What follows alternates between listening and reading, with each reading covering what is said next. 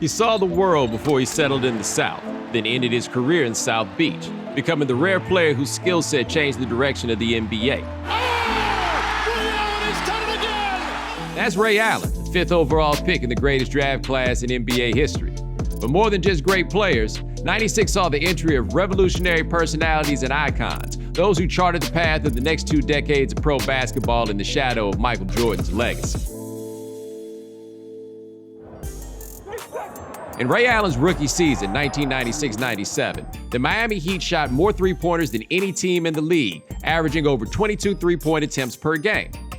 In 2020, the Pacers shot the fewest threes per game, at 28.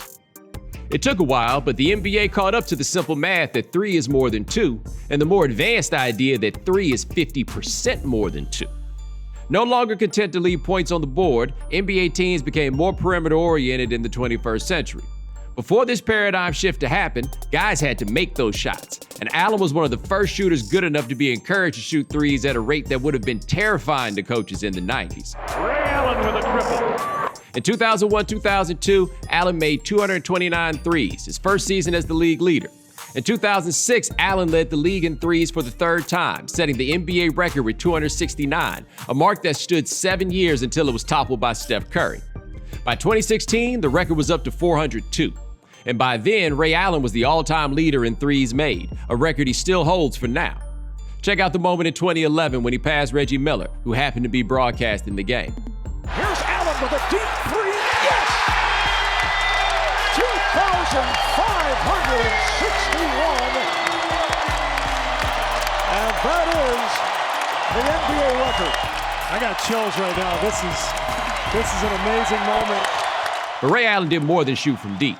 He was a dangerous slasher and penetrator. Allen finished in the top 10 in scoring 4 times, including a career-high 26.4 points per game in 2007.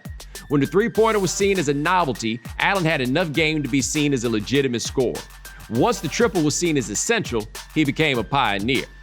Ray Allen is carrying the load. Allen, again, another three! Well, that's an NBA Finals record. Most threes in a Finals game. Allen was also a pioneer off the court. Perhaps his most well-known nickname is Jesus Shuttlesworth, the name of his character in Spike Lee's feature film, He Got Game. It wasn't the major release Space Jam was, but he wasn't Michael Jordan, who starred in the film because he was Michael Jordan. Sure, Allen leveraged his fame into the role, but he was there as an actor. His appearance wasn't a coronation. It was a come-up, a sign to his peers what they could do with their basketball careers, even if they weren't the best player in the world. Let's back up. Allen was a military brat. His childhood spent bouncing around Europe and the US, with his family eventually settling in Dalzell, South Carolina.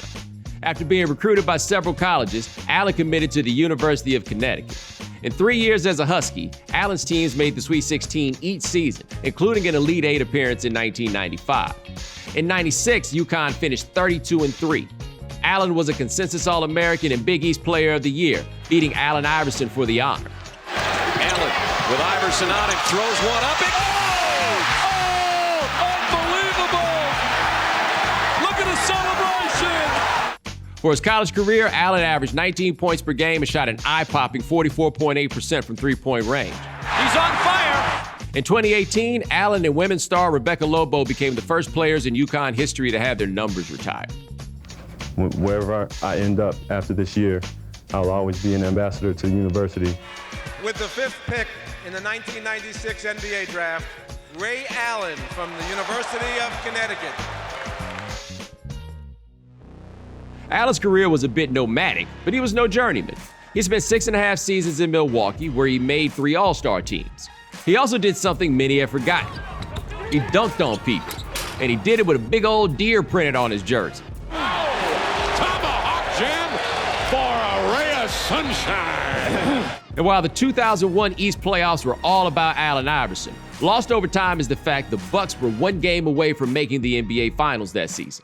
In Game 6 of the East Finals, Allen scored 41 points, making 9 of 13 three-pointers to withstand Iverson's 46 points and to send the series back to Philly.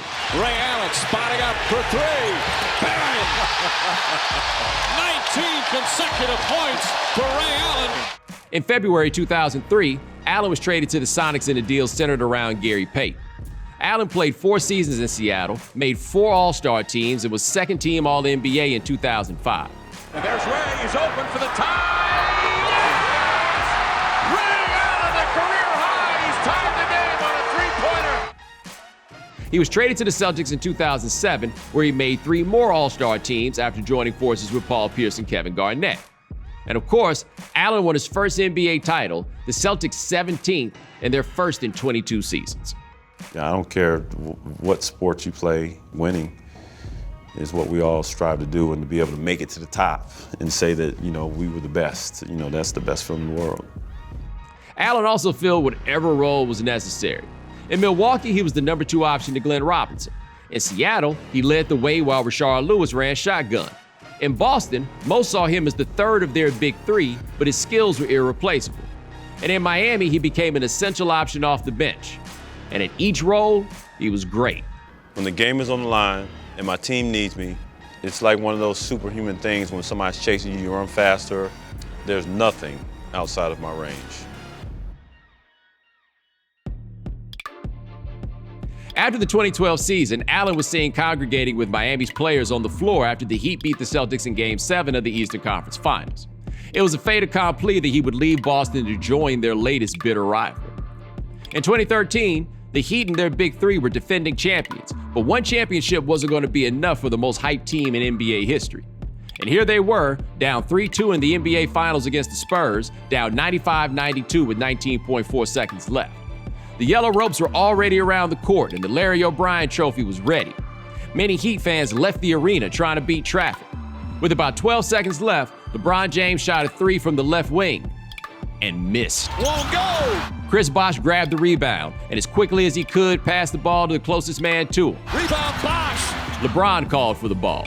Mario Chalmers called for the ball, because of course he would. As if Ray Allen was going to give someone else a chance to do the thing he did better than any player ever. Back out to Allen. His three-pointer. Bang!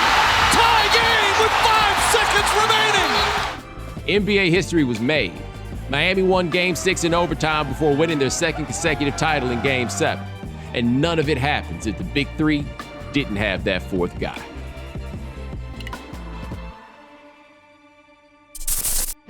Thanks for watching ESPN on YouTube. For live streaming sports and premium content, subscribe to ESPN+.